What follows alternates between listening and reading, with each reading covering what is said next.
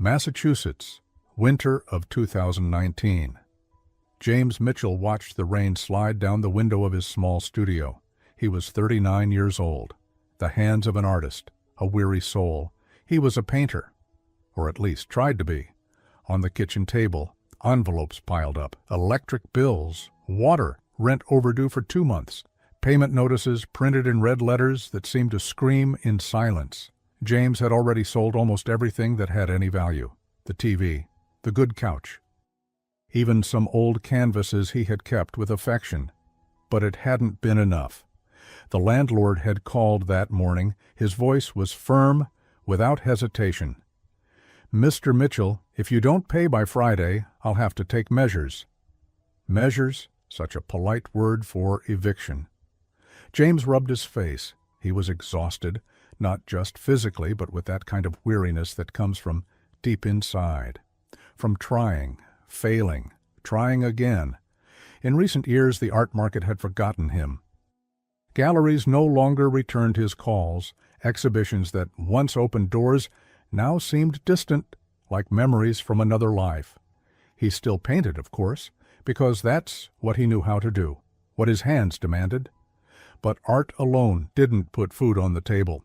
It didn't pay the bills that grew like a pile of unfulfilled promises. Today, we will walk together through this extraordinary story, from the moment James, a man who never believed, received that impossible commission, to the encounter that would change his life forever. But before we continue, I need to ask you something from the heart. Are you open to receiving the graces that the Virgin Mary has prepared for you? If your answer is yes, write in the comments, "Yes, I am ready for Mary's miracles." And if you're not yet part of this family, subscribe to the channel now, because here, every day, we witness the love and power of the Mother of God. James had sent resumes, looked for temporary jobs, even considered giving up painting and finding something normal, as everyone suggested. But whenever he thought about it, something inside him refused. Painting was all he had, all he was, and now he was about to lose even that. Since youth, James had never believed in God, not out of rebellion, not out of pain. He simply saw no reason to. To him, the universe was just what it was: matter, time, chance. No divine plans, no celestial interventions. Whenever someone spoke of miracles, answered prayers, or signs from beyond, James would simply listen in silence, without judgment, but also without belief. Religion, in his view, was tradition, collective emotion, a way for people to cope with the fear of the unknown, nothing more. And in that difficult moment of his life, while the bills piled up and despair knocked on his door, James didn't pray. He didn't ask heaven for help, because to him there was no one up there listening. He was alone, as he had always been, as everyone was, deep down. And now, in that gray late afternoon, as the rain hit the glass and the red envelope screamed silently on the table, James felt the weight of it all, the bills he couldn't pay, the loneliness swallowing him whole, the failure knocking on his door like an insistent visitor demanding to be let in. He looked at his own hands. Talented hands, hands that created beauty, but empty hands. James sighed deeply, and then the phone rang. The voice on the other end was gentle, delicate, like someone who chose each word with care. "Mr. Mitchell?" the feminine voice asked. "Yep, this is he," James replied. "My name is Margaret Williams. I came across some of your works in a small gallery in Boston. I was deeply moved by the way you paint light," she explained. James blinked, surprised. It had been months since anyone had spoken about his work that way. Thank you," he said, still processing the compliment. "Mr. Mitchell, I need to commission a painting, something very special to me," Margaret continued. He grabbed a notebook, ready to jot down the details. Any job was welcome at that point. "Go ahead, Mrs. Williams," James replied. There was a pause. James could almost hear her breathing on the other end. "I want a painting of the Virgin Mary," Margaret finally said. James's pencil froze mid-air. The Virgin Mary, he thought. Something tightened in his chest, a discomfort he couldn't quite explain. "It's for our community church," Margaret continued, her voice soft but steady. "It's a small, humble place, but it's where I've worshipped for more than 40 years, where I baptized my children, where I got married, where I buried my husband." Her voice trembled slightly at the mention of her husband, but she went on. "I recently received an inheritance. It's not a fortune, but it's meaningful. And you know what I realized, Mr. Mitchell?"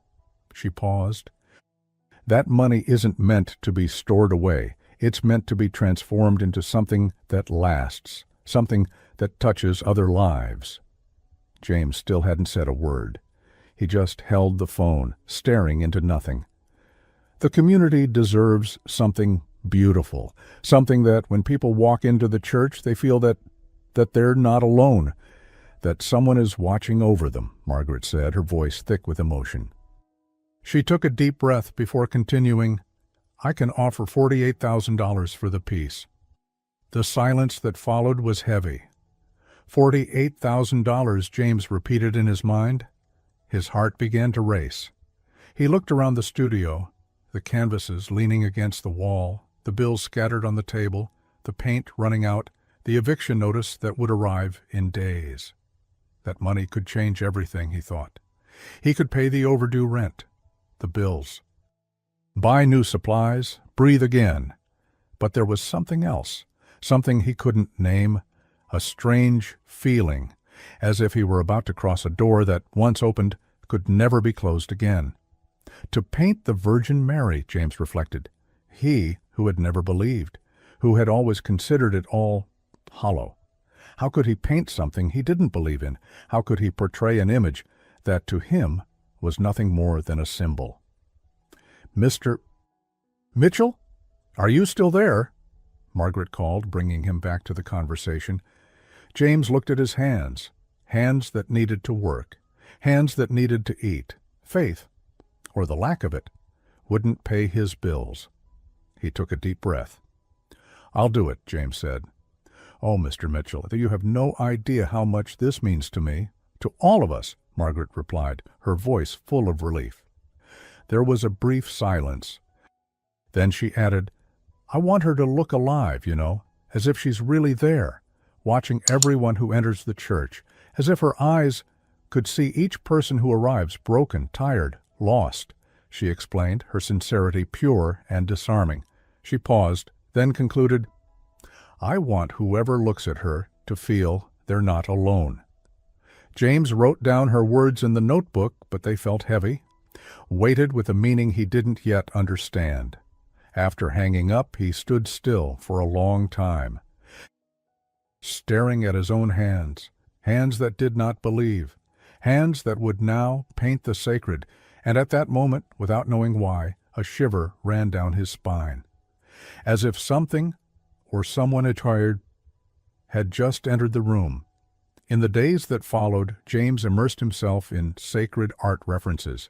He opened old books, studied Renaissance paintings, observed every detail of the works of Raphael, Caravaggio, Murillo.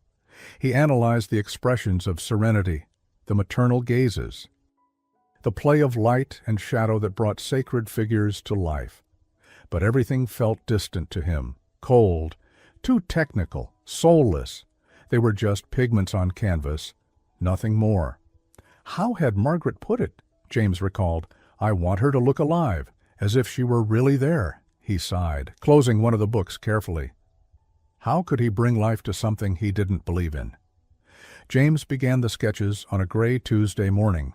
He sat before the blank canvas, pencil in hand. Mind focused solely on technique. He traced the outline of the face, the proportions, the tilt of the head. Everything was mathematically correct. But when he stepped back and observed the result, something was wrong. It had no life. It was just a drawing, lines on fabric.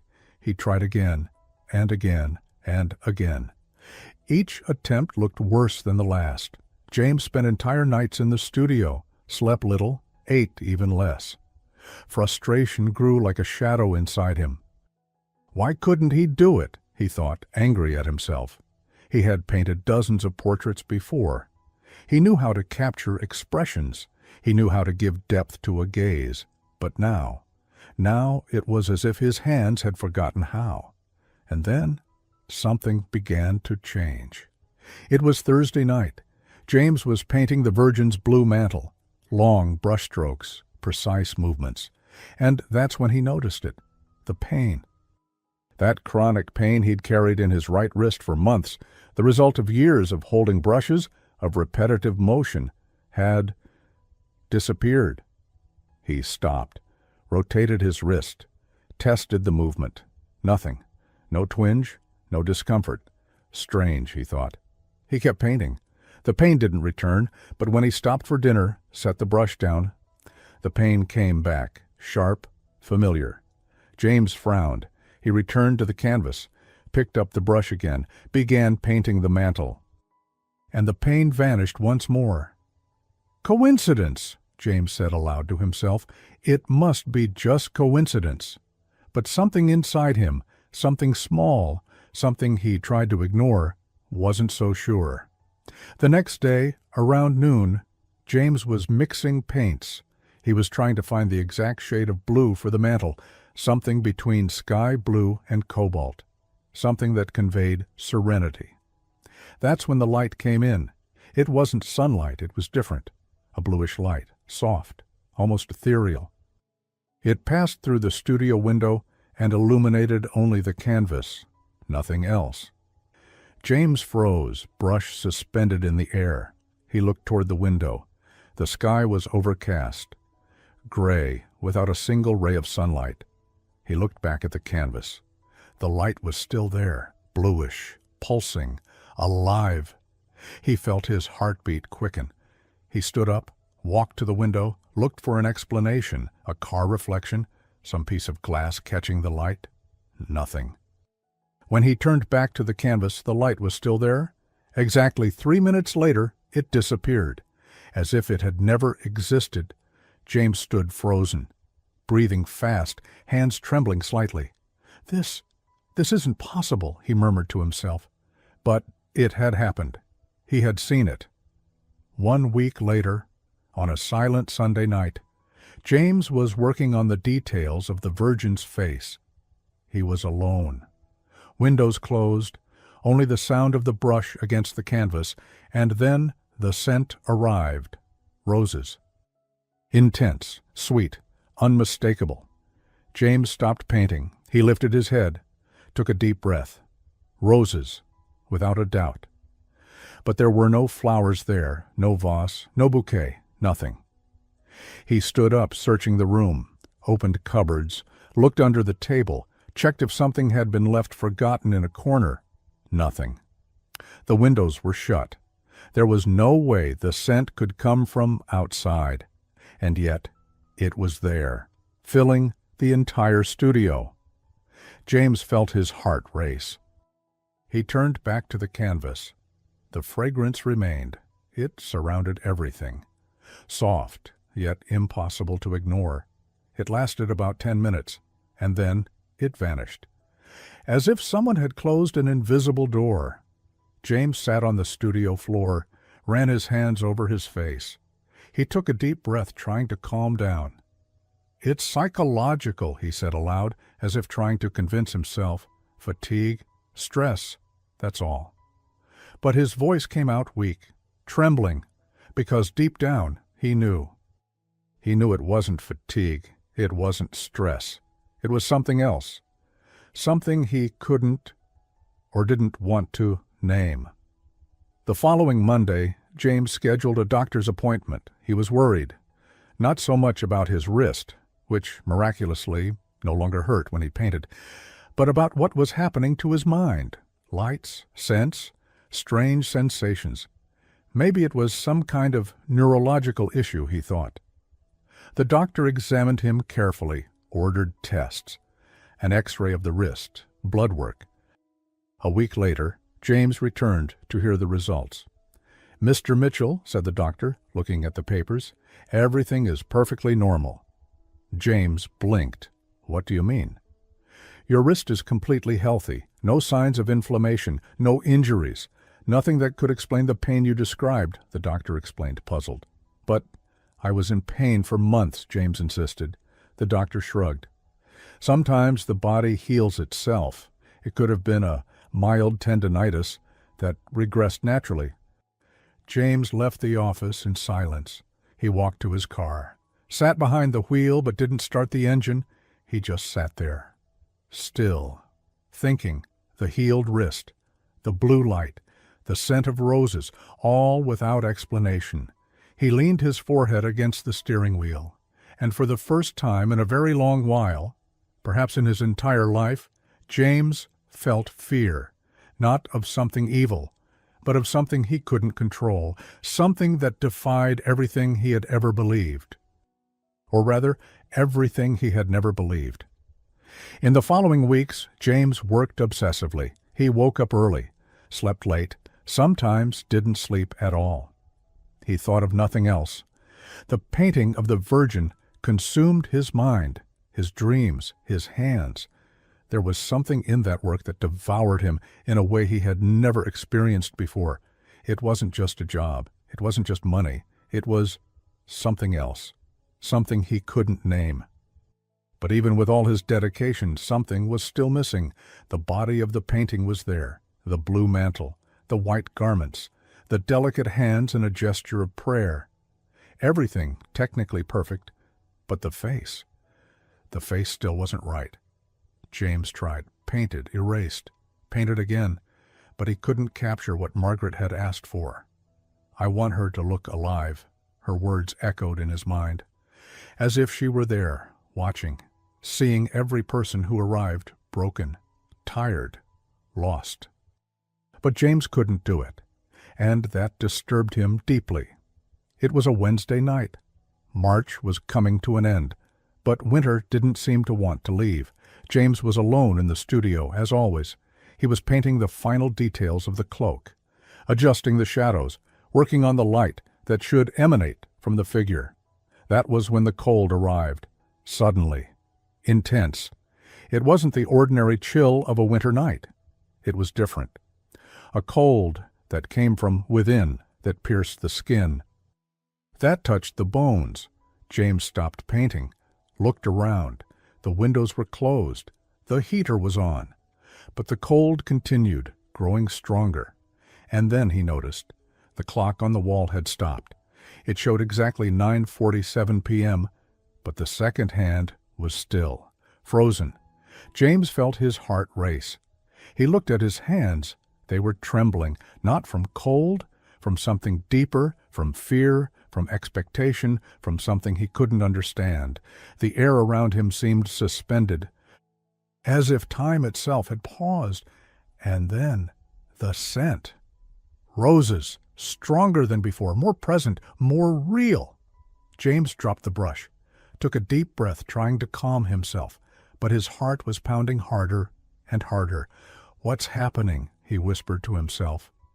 He looked at the canvas, and that was when the light returned.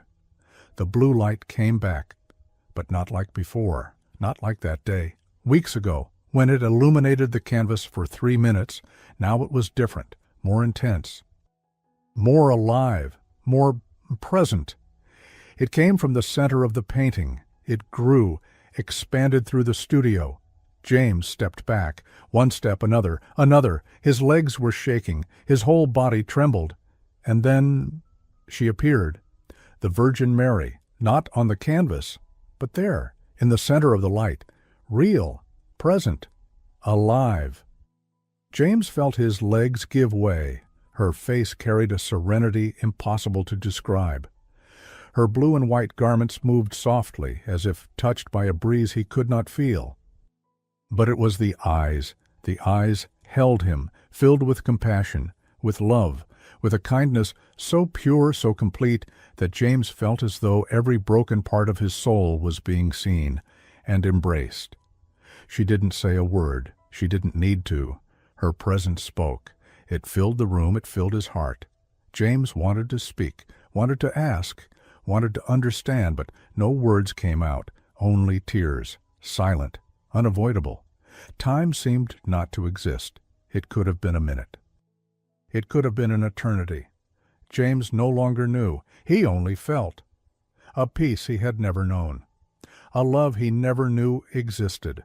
Something that transcended all logic, all reason, all skepticism he had carried his entire life. And then, as gently as she had come, she began to fade. The blue light softened, dimmed, returned to the canvas, and disappeared. James fell to his knees, not by choice. His legs simply could no longer hold him. Tears ran down his face, silent, deep. They were not tears of sorrow, nor of joy. They were tears of understanding, of something he had never grasped, never felt, never believed. But now he knew. He knew there was something beyond matter, beyond time, beyond what the eyes can see, something, someone who watches, who sees, who loves. James stayed there on his knees for how long he could not say. When he finally stood, he was exhausted, but different, completely different.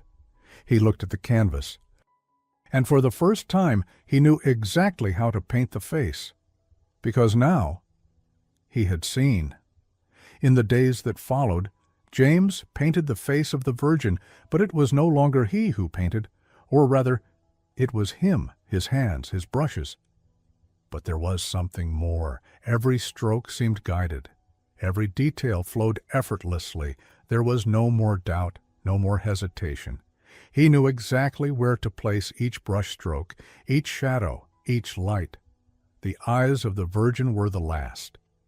James spent hours on them, not because they were difficult, but because they were sacred. When he finished, he stepped back and looked. The painting was complete, but it was not just a painting. It was something that went beyond technique, beyond art. It seemed alive, just as Margaret had asked. The eyes, those eyes, seemed to follow whoever looked at them. They seemed to see, to perceive, to understand. James shivered, not from fear, from reverence. He had created something that did not come solely from him, and for the first time in his life, James Mitchell, the man who had never believed, felt gratitude. Gratitude for having been chosen for this. 2 weeks later, Margaret returned. James had called to tell her the work was ready. She arrived on a Saturday morning, the sun finally breaking through the clouds after weeks of winter. When she entered the studio, James stood beside the canvas, covered by a white cloth. "Mr. Mitchell," said Margaret, with a gentle smile. "Mrs. Williams," he replied. There was a moment of silence. James took a deep breath. "Before I show it, I need to tell you something," he began, his voice slightly trembling. Margaret looked at him attentively. "When I accepted this commission, I didn't believe in any of this," confessed James. "God, faith, miracles. To me it was all empty." He paused.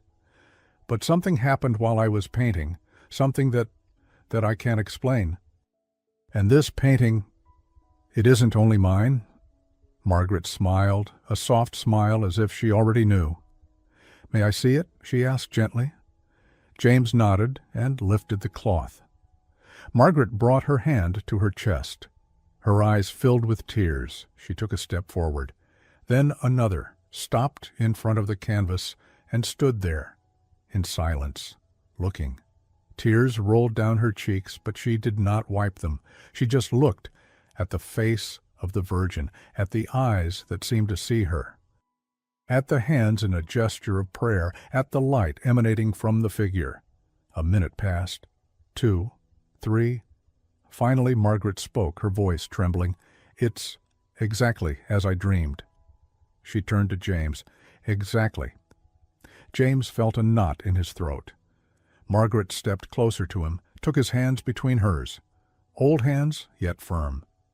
"Thank you," she said, looking into his eyes. "Thank you for accepting. For allowing." James didn't know what to say. He just nodded. Because now he understood. He understood it hadn't been a coincidence.